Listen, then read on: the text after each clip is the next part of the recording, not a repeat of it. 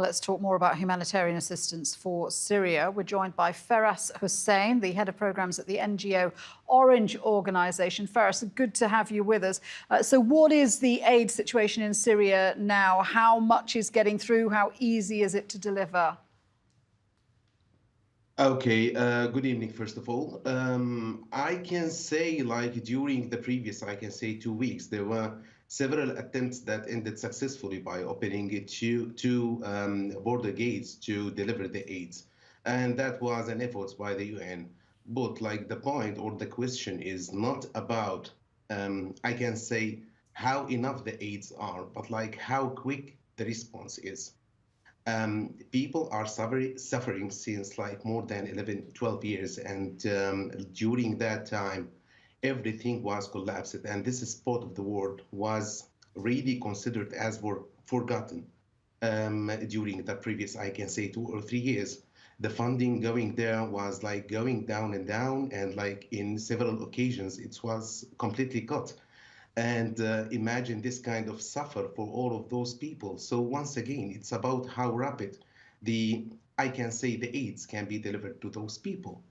But also it's worth to mention that, I mean, I was looking to one of your reports talking about, of course, the disaster in southern Turkey and how the support is being shown up by the international community. And of course, it's a kind of like devastating, I can say, disaster in Turkey where all the solidarity is required.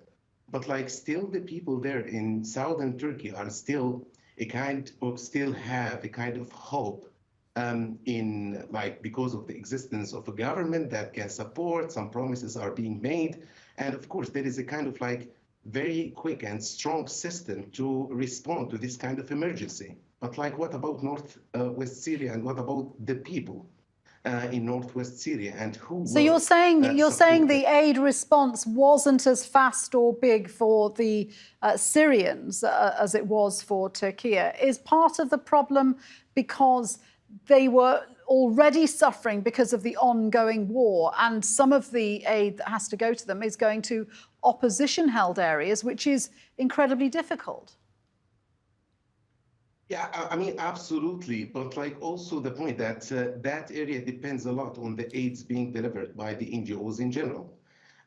Unfortunately, most of the NGOs working for the Northwest Syria are operating from southern Turkey through the cross-border program.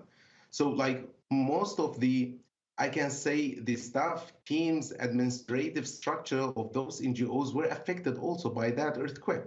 So that caused a kind of collapse in the system and also interrupting to the supply chains, I can say, between the two sides of the border that prevented the ability to deliver the aids. This is like, I can say, one of the main reasons behind the slow, I can say, response, but also on the other hand, I can tell like during the previous, I can say, years, the funding toward or like to be provided to Northwest Syria was going down and down, and like a lot of services were lost for several or like to support several sectors, and that's caused a kind of situation that the NGOs will try to reutilize whatever resources that they have to deliver the aids.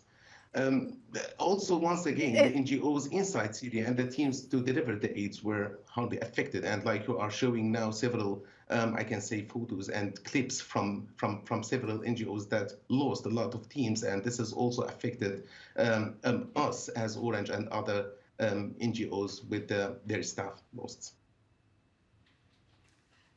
It sounds like an incredibly difficult situation for the NGOs who are out there. What is it that the Syrians need? What are they in desperate need of right now? This is a great question. Thank you very much for that. People right now, or like when you look at the reports and ask the people outside, like about the needs, they will look at the reports and the media and they will say, like, of course, the need right now is for food and also the winterization items, the heatings, and particularly the shelter, because a lot of buildings were destroyed.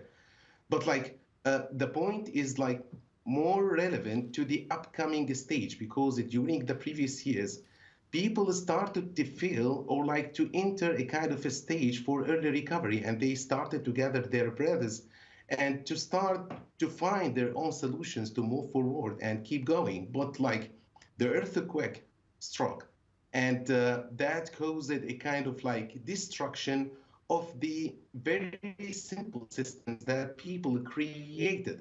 So let's think about like how people will be able to survive not by the in-kind or like I can say the food that can be delivered to them.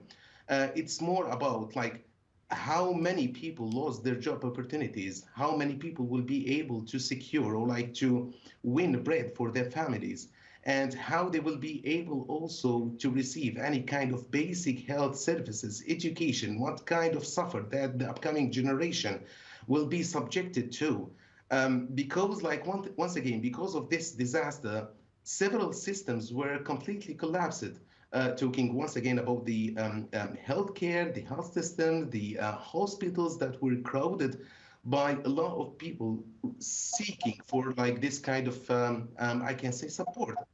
This is also relevant to the education system that will be absolutely collapsed during this disaster.